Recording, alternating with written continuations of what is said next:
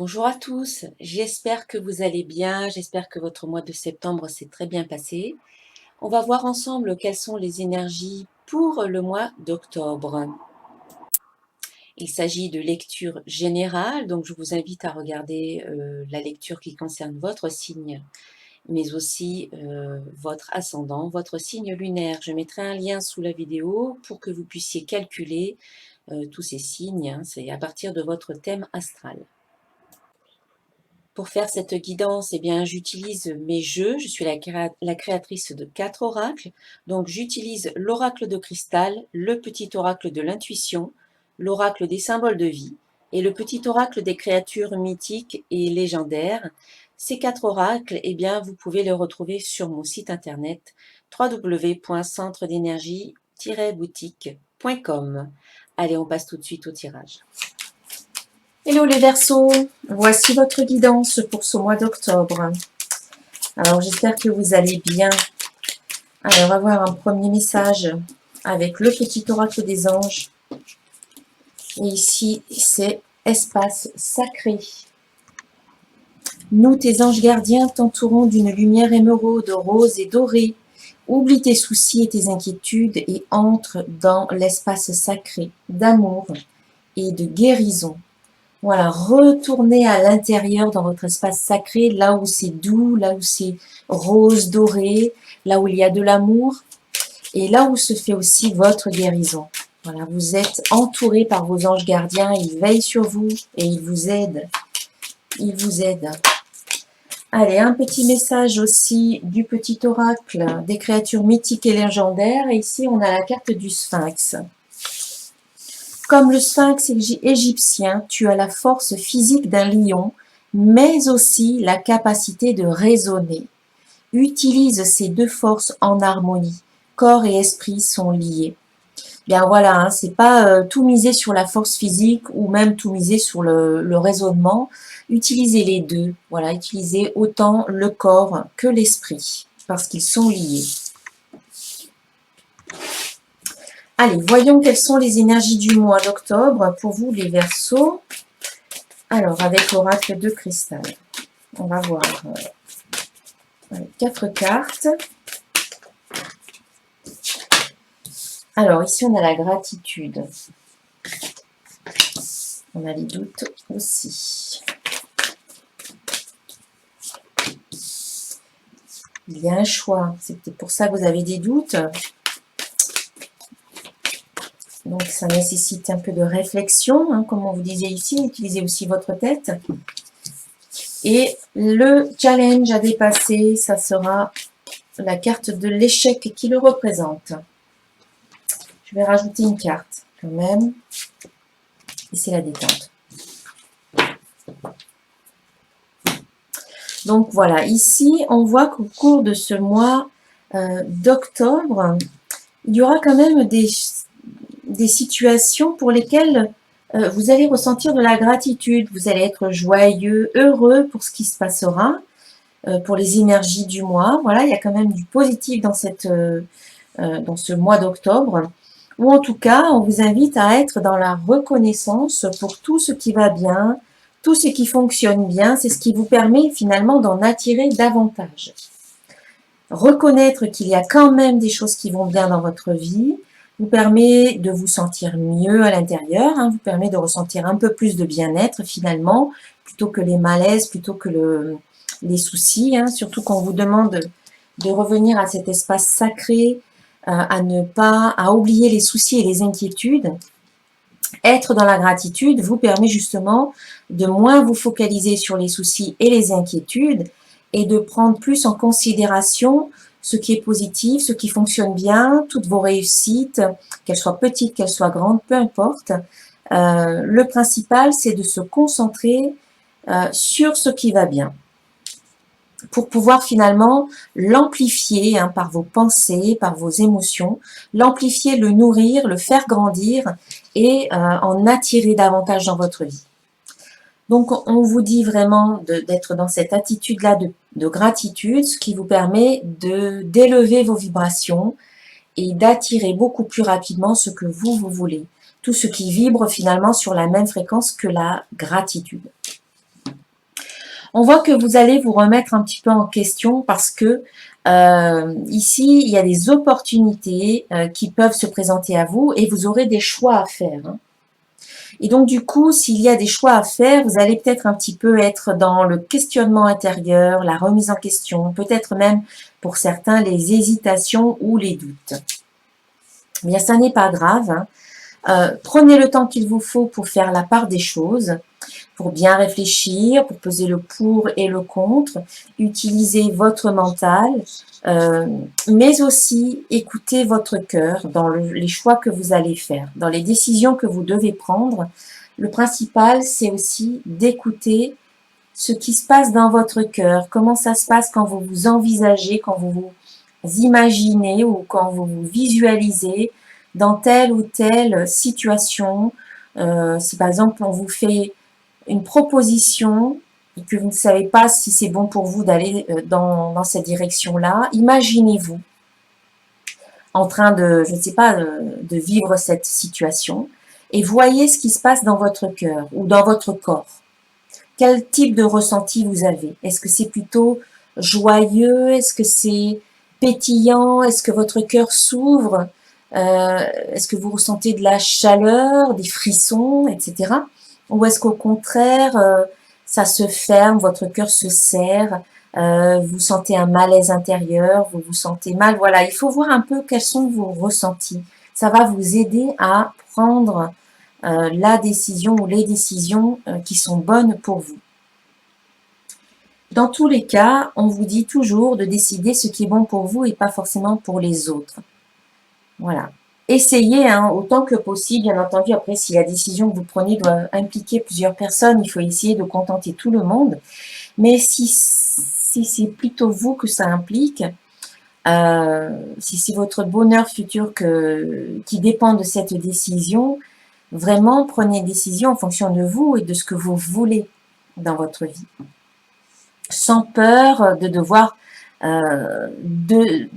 sans peur de décevoir peut-être les autres parce que vous ne serez pas allé dans leur sens. C'est un peu là le challenge hein, qui ressort ici. Ici, on vous dit vraiment de ne pas avoir peur de vous tromper ou d'échouer ou de prendre des décisions qui finalement après,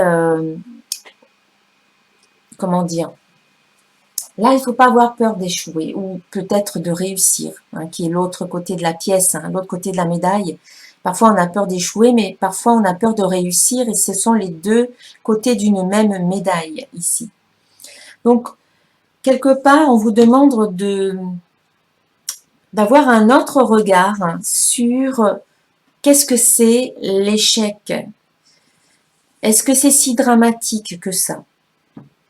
Finalement, c'est grâce aux épreuves ou aux échecs ou aux choses qui n'aboutissent pas que l'on arrive à peut-être se relever, que l'on arrive à se construire, que l'on arrive à se renforcer, que l'on arrive à faire la part des choses et à savoir qui l'on est et ce que l'on veut et ce que l'on ne veut plus aussi.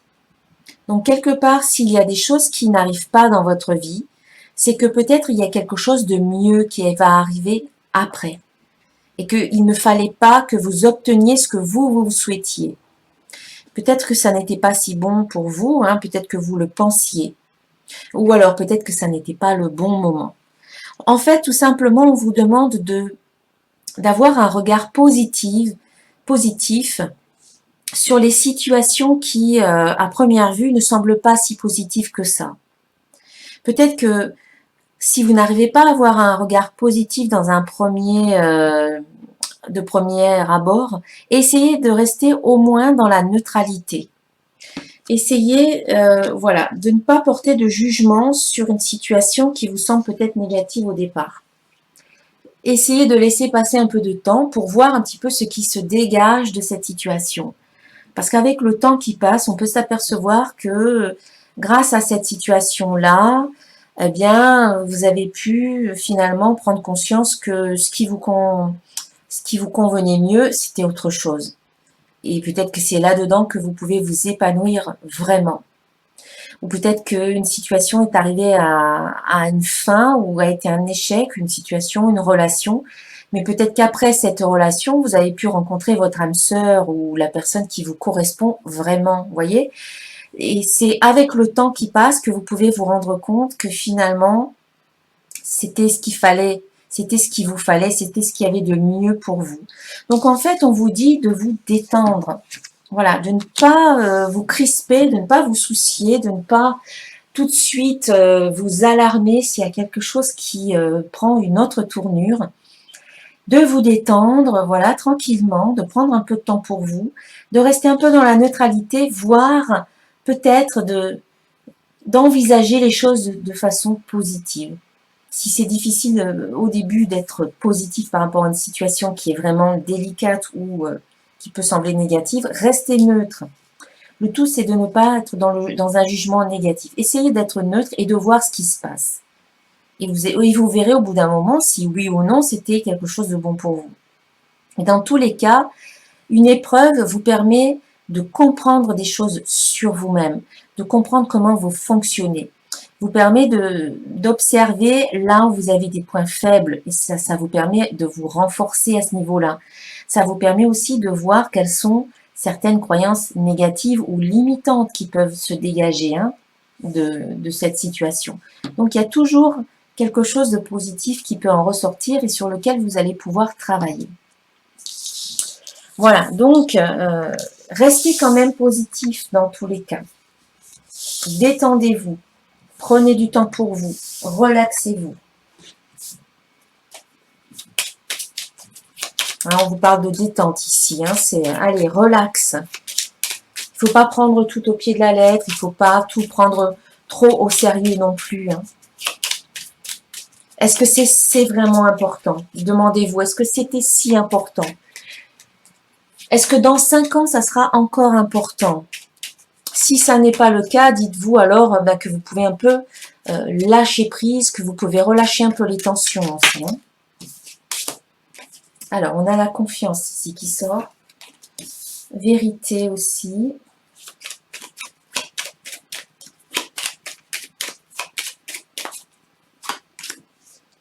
Alors, les obstacles qui ressortent, c'est ça. Conflit, obstacle, épreuve, échec, don, communication, choix. Voilà, on a le choix aussi qui ressort ici. On vous dit d'avoir confiance en vous, de ne plus douter de vous. Vous avez le doute qui sortait là. Et voilà, ne doutez plus de vous, ayez confiance en vous. C'est aussi peut-être le choix que vous avez à faire. Je choisis de me faire confiance. Je choisis de ne plus douter de moi ou de ma vérité, parce que c'est ma vérité qui compte. Pour moi, en tout cas. Les autres, ils auront aussi leur vérité, qui vont essayer de vous faire croire. Ils vont essayer de vous faire croire que leur vérité, eh bien, c'est la vérité absolue, mais non, vous avez chacun on a notre vérité, on a notre réalité. Ayez confiance en vous ici et en votre vérité, en ce qui est important pour vous, en ce qui vous motive. Quelles sont vos aspirations qui vous motivent? Quels sont vos rêves? Quelle est votre vérité? Déterminez quelle est votre vérité et faites-vous confiance. Et on voit qu'à travers des obstacles ici que vous dépassez, que vous rencontrez et que vous dépassez, il y a le don qui ressort ici. Peut-être le don pour la communication, ou peut-être que vous avez un don de communication. Alors ça peut être à travers des dons aussi extrasensoriels. J'ai l'impression qu'à travers une épreuve, à travers une difficulté ou un échec, il y a quelque chose qui émerge. Et ici, c'est des dons, des compétences, des facultés, des capacités. Voilà, vous en ressortez grandi, vous en ressortez avec une force plus grande ou des dons qui émergent à travers cette situation ou cet événement-là qui arrive. Il s'agit peut-être de dons qui vous permettent de communiquer.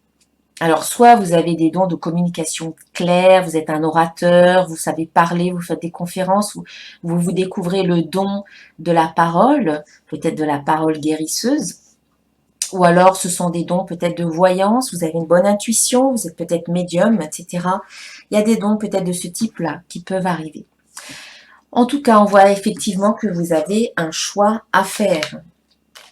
Et ce choix vous amène à vous élever. C'est-à-dire qu'ici, ne doutez pas de vous, faites le choix qui est le meilleur, les meilleurs choix pour vous.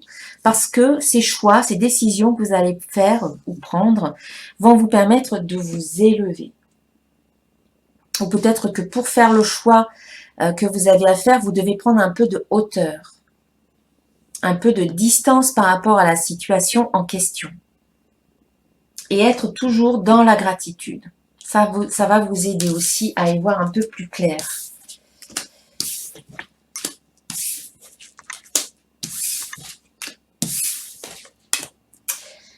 Voilà, allez, on va voir avec l'oracle des symboles de vie. Alors, pour les Verseaux au mois d'octobre.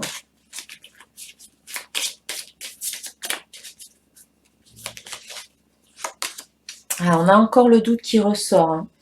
Et oui, il faut utiliser les doutes comme des signaux qui viennent vous alerter, donc pour vous remettre en question, mais ne restez pas trop longtemps dans le doute parce qu'après, ça peut créer des blocages. Mais on voit qu'ici, il y a une victoire sur le doute. Vous en sortez de ce doute-là, ou de ces hésitations. Et vous retrouvez votre harmonie.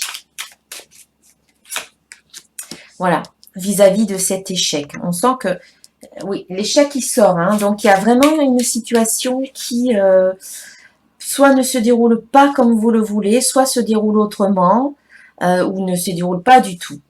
Mais n'oubliez pas que vous avez quand même la victoire qui arrive. Vous avez l'élévation aussi. C'est comment vous voyez les choses aussi. Le choix, c'est comment je décide de comment je vois les choses. Est-ce que je vois les choses de façon négative ou est-ce que je décide de voir les choses de façon neutre ou positive? Voilà, vous avez toujours le choix de comment je réagis. Et on voit qu'il y a une force de cet échec, comme je l'ai dit tout à l'heure, des obstacles, des contrariétés que vous pouvez avoir. Il y a une force, vous en ressortez plus fort. Voilà. Et on vous dit d'être vigilant vis-à-vis de vous, de vos pensées et de comment vous réagissez par rapport à cette situation. Mais ne vous en faites pas, vous avez la victoire, vous avez l'harmonie, vous avez la détente ici qui vient couvrir la carte de l'échec. On vous dit détendez-vous. Vous avez toutes les capacités pour dépasser ça. Alors, sur le plan sentimental, on vous parle d'expièglerie. Pour retrouver l'amour, permettez à l'esprit espiègle et enfantin qui est en vous de se manifester. Donc, jouez, amusez-vous. Comme je disais tout à l'heure, ne prenez pas trop au sérieux. Amusez-vous comme un enfant. Voilà. Laissez votre esprit espiègle s'exprimer. On a une séparation pour certains. Donc ici, on dit un certain temps loin de votre partenaire se profile à l'horizon. Donc c'est peut-être ce fameux échec entre guillemets, c'est pas une séparation peut-être définitive. Alors pour certains, c'est une séparation définitive. Pour d'autres, c'est peut-être juste temporaire parce que vous avez besoin de vous retrouver vous. On vous dit un certain temps loin de votre partenaire se profile à l'horizon. Donc ça veut dire que vous pouvez rester peut-être quelques jours, quelques semaines seul pour pouvoir réfléchir peut-être. Ou peut-être qu'il s'agit d'une séparation définitive, mais que finalement, grâce à cette séparation définitive, il y a peut-être autre chose de mieux qui arrive. Amour non réciproque. Donc voilà, peut-être que c'était pas bon.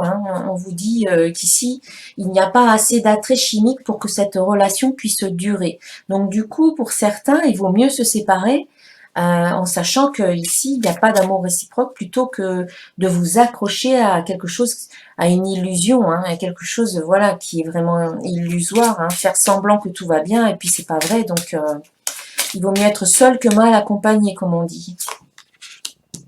Et puis là, on a une question de codépendance aussi. Les dépendances affectent votre vie amoureuse. Et donc, du coup, si vous n'arrivez pas à régler ce problème, que ce soit vous ou votre partenaire, parfois, la meilleure des solutions, c'est de se séparer. Si par exemple il y a une dépendance à l'alcool et que votre partenaire, eh bien, il boit et qu'il est peut-être violent avec vous, eh bien, la meilleure des choses, c'est de partir, hein. Il n'y a rien à réparer ici, hein. C'est de toute manière, c'est la personne elle-même qui doit faire les choses pour elle-même. Vous ne pouvez pas faire grand-chose, si ce n'est être là à ses côtés. Mais après, c'est pas toujours facile, hein, de vivre avec quelqu'un qui a une dépendance. Donc, moi, je ne conseille rien de particulier. Je vous dis juste, en fait, de faire ce qui est le mieux pour vous. Voilà. Pensez à vous d'abord, hein. Donc, on sent quand même qu'ici, il peut y avoir au niveau sentimental, soit un amour où ça n'est pas réciproque, soit il y a une dépendance qui vient affecter votre vie et du coup, il y a peut-être une séparation à l'horizon ou juste un temps, on va dire plus ou moins long où vous devez vous séparer, peut-être pour que l'autre personne puisse régler ses problèmes. Et puis pour certains, on a quand même une énergie plus légère où on vous dit de vous amuser, d'avoir un esprit espiègle et enfantin. Voilà. Allez, on va voir maintenant le côté professionnel. Donc on voit qu'il y a quand même des opportunités pour vous, les Verseaux. Alors je vais ramasser ça et on va mettre ça ici. Voilà. Donc ici, on a des opportunités. On vous dit de saisir, hein, les opportunités qui arrivent au niveau professionnel.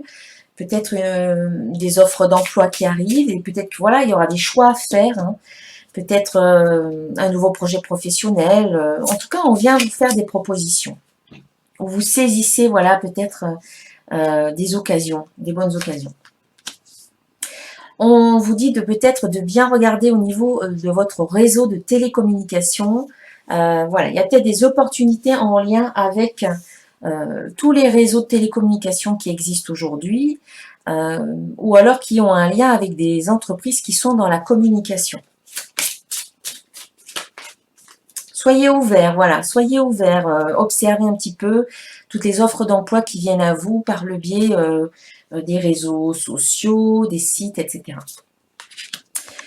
Voilà, et on voit même qu'il y a des démarches écrites ici. Donc, c'est possible que vous répondiez à des annonces. Voilà, vous saisissez des bonnes occasions, vous répondez, vous faites des démarches. Vous contactez des entreprises. Et on voit aussi qu'il y a un changement de voie pour certains. Voilà, peut-être suite aux démarches que vous faites, peut-être par rapport à certaines annonces que vous avez vues, ou alors c'est pas que pour les demandeurs d'emploi, moi c'est vrai que là je vois ça maintenant, mais on voit aussi que peut-être vous êtes dans une voie particulière et puis que là tout d'un coup on vous fait une proposition qui n'est peut-être pas dans votre voie actuelle, mais et du coup vous acceptez, vous faites toutes les démarches et puis ça vous permet aussi de changer de voie. Hein. Si vous le souhaitez, faites-le. Bien entendu, c'est si vous le souhaitez. Voilà, allez, on va voir un petit message d'un archange pour vous les Verseaux.